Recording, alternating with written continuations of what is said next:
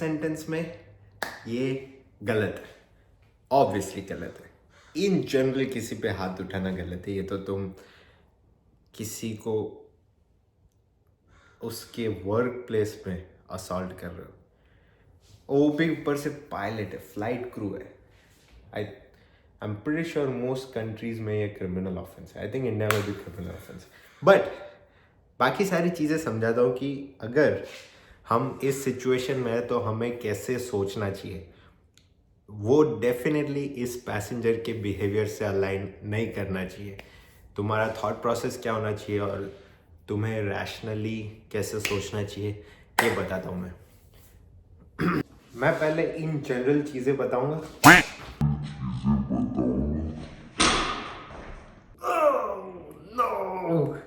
पहले मैं in general चीज़ें बताऊंगा और फिर बताऊंगा कि इस इंसिडेंट में क्या हुआ था। उससे पहले साफ सफाई कर लेते हैं।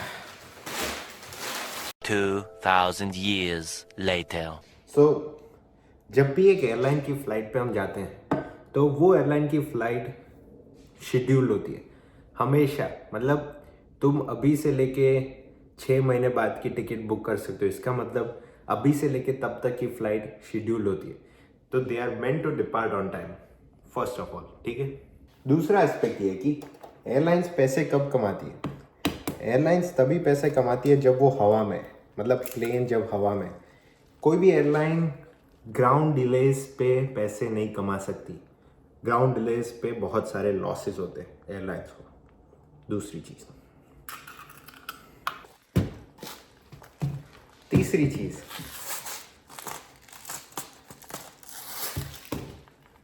एयरलाइन पायलट्स को तभी पे करती है जब वो लोग फ्लाई कर रहे हैं। स्पेशली यूएस में मुझे तब पे मिलता है जब मैं उड़ रहा हूँ। ब्लॉक इन से ब्लॉक आउट से ब्लॉक इन, मतलब जब हम डिपार्ट कर रहे हैं, पुश बैक करते हैं, तब से लेके गेट में एंटर हो रहे तक का बैठे रहने का पे नहीं मिलता है। ओके, मैं ये सारी चीज़ें इसलिए बता रहा हूँ ताकि पहले मैं ये बात क्लियर कर लूँ कि फ्लाइट डिले होने से सिर्फ तुम्हारा नुकसान नहीं होता है, एयरलाइन का नुकसान होता है, पायलट के टाइम का वेस्ट होता है, बहुत सारे रिसोर्सेज वेस्ट होते हैं। इन जनरल पूरा ऑपरेशन डिस्टर्ब होता है, ठीक है। पर्सनली मत लिया करो। फिर ये बात है कि हम चाहते हैं कि तुम लोग टाइम से पहुंचो।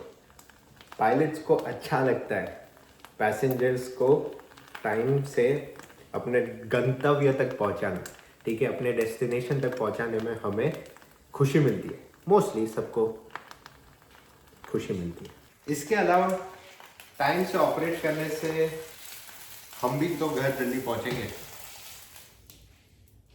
हमें बैठ के कुछ नहीं मिलता है। अब बात करते हैं फ्रॉम द पैसेंजर पर्सपेक्टिव।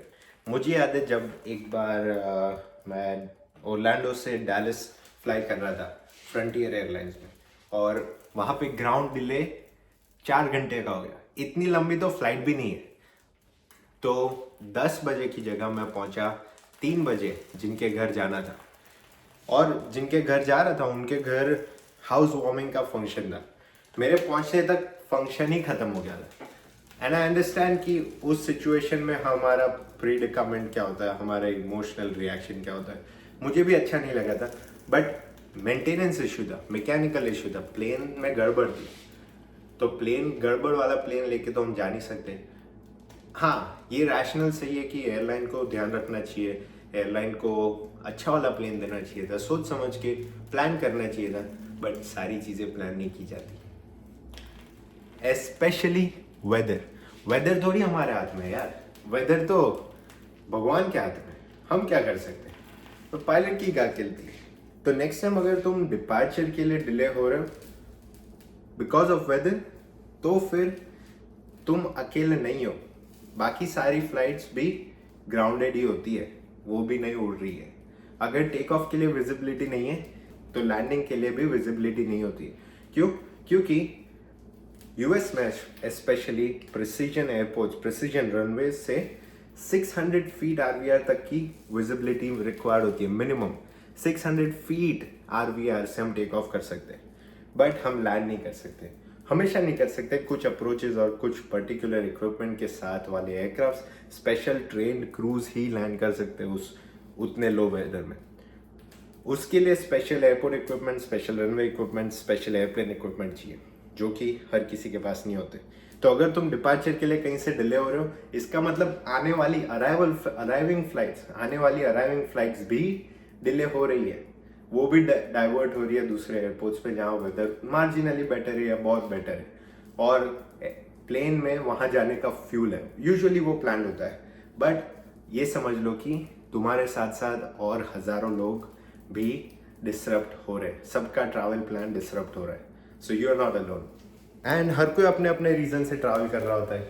कुछ लोग बिजनेस के लिए ट्रैवल करते हैं, कुछ लोग लीजर के लिए ट्रैवल करते हैं, अपने रिश्तेदारों से मिलने के लिए, कोई फंक्शन अटेंड करने के लिए, किसी काम से जा रहे हैं, बिजनेस मीटिंग है, तुम्हारे ऑफिस ने भेजा है। बहुत सारे रीजंस हो सकते हैं, सबके अपने अपने रीजंस होते हैं ट्रैवल करने के लिए। एंड वो सब मैं समझ सकता हूँ, क्योंकि मैं खुद एक एयरलाइन पायलट हूँ और उससे पहले मैं पैसेंजर था। और जब भी मुझे ट्रैवल करना होता है तो मैं पैसेंजर हूँ, तो मैं दोनों साइड की चीज़ें समझ सकता हूँ। अब इतना और एक्सप्लेन करने की जगह ये तो मैंने क्लियरली बता दिया है कि इस तरीके से बिहेव करना is completely irrational and wrong. Criminal legally wrong है या नहीं, ये तो बात की बात है। As a person, as a human being इस तरह से रिएक्ट करना गलत है। फिर मैं बताता हूँ कि क्या करना चाहिए हमें। फर्स्ट ऑफ ऑल वेदर देख लो निकलने से पहले, एक दिन पहले देख लो ट्रैफिक सिचुएशन क्या है, मतलब एयर ट्रैवल का सिचुएशन क्या है इन जनरल। क्या फ्लाइट्स कैंसिल हो रही है? सुबह की फ्लाइट है तो कैंसिल हो रही है। स्पेशली कोल्ड वेदर एयरपोर्ट से सुबह की फ्लाइट्स कैंसिल हो सकती है डेंस फॉग की वजह से। दिल्ली जैसे एयरपोर्ट्स हमारे इंडिया में बहुत ही जोग्राफिकली लिमिटेड जगह में, मुझे थोड़ा बहुत याद है 12th की जोग्राफी से, तो थोड़ा सा जोग्राफी बताता हूँ मैं। दिल्ली जैसे एयरपोर्ट्स जो कोल्ड वेदर में हिमालयस के एकदम पास में बहुत ठंडी हो जाती है। ठंडी की वजह से एयर वर्टिकली स्टेबल हो जाती है, मतलब हवा ऊपर नहीं जाती, तो स्मोक, फॉग, ये सारी चीज़ें नीचे ज़मीन के पास रहती है। इसकी वजह से सुबह सुबह विजिबिलिटी खराब होती है, और ये तो इन जनरल कहीं पे भी हो सकता है। दिल्ली जैसी place, because it's closer to Himalayas, वहाँ पे तो हिमालयाज भी एज अ बैरियर एक्ट करते हैं मूवमेंट की वजह से। इवन लैटरल मूवमेंट, हॉरिजॉन्टल, मतलब अलोंग द लैंड भी इतना इजी मूवमेंट नहीं होता है। आपको अगर मालूम होगा तो जो हमारा साउथ वेस्ट मानसून विंड्स आते हैं वो हिमालय से टकरा के ऐसे डिफ्लेक्ट होते हैं, वहाँ से गुजरात की तरफ आते हैं। सीधी बारिश गुजरात में नहीं होती, वहाँ से ऐसे घूम के आती है। तो हिमालयस बहुत बड़ा रोल प्ले करते हैं हमारे वेदर में। तो वेदर देख लो, पहले से ही देख लो यार। अगर तुम विंटर के मंथ्स में ट्रैवल कर रहे हो तो ये तो होने की पॉसिबिलिटी है ही कि फॉग की वजह से कैंसिल हो। मैं जब यहाँ आ रहा था तब पहले दिन बड़ौदा से फ्लाइट, दिल्ली जाने वाली फ्लाइट कैंसिल हो गई, जिसकी वजह से मेरे ट्रैवल में 24 से 30 आवर्स बढ़ गए। 24 से 30 आवर्स मैं वहाँ से यूएस आ रहा था, बट मैंने जाके लोगों को मारना स्टार्ट नहीं कर दिया।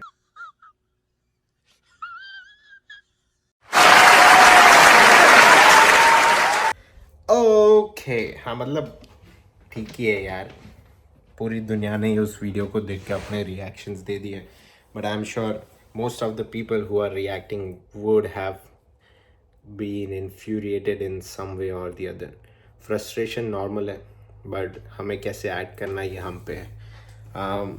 मैं इसलिए ज़्यादा चीज़ें नहीं बोलूँगा उस पर्सन के रिलेटेड, बट रादर इस वीडियो के थ्रू मेरा इंटेंशन है कि जनरल अवेयरनेस स्प्रेड करना है, कैसे सोचना चाहिए, किस वे में हमें इस सिचुएशन को डील करना चाहिए।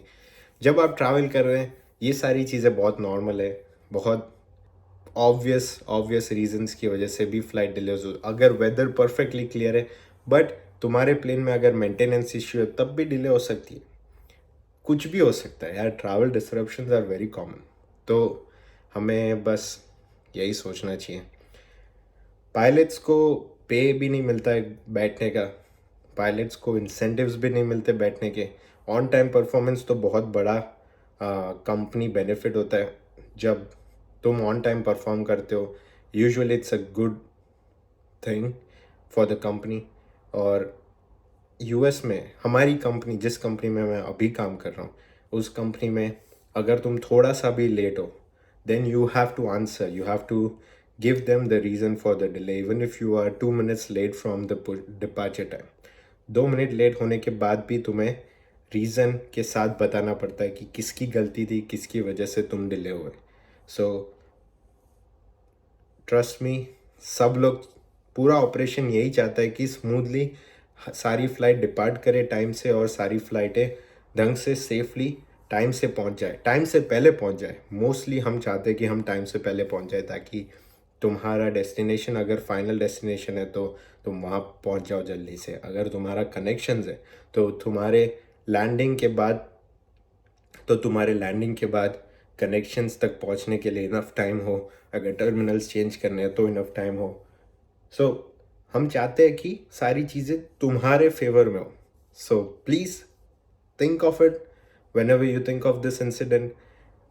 उस पर्सन पे नेगेटिवली कमेंट करने की जगह हम ये सोच सकते हैं कि इस इंसिडेंट से हम क्या सीख सकते हैं, क्या प्रेसिडेंट सेट कर सकते हैं विद दिस इंसिडेंट, एंड आगे चल के हम कैसे बेटर इस सिचुएशन को हैंडल कर सकें। Thank you for watching. ये वीडियो व्लॉग नहीं है बट लाइक कुकिंग / प्रवचन वीडियो था।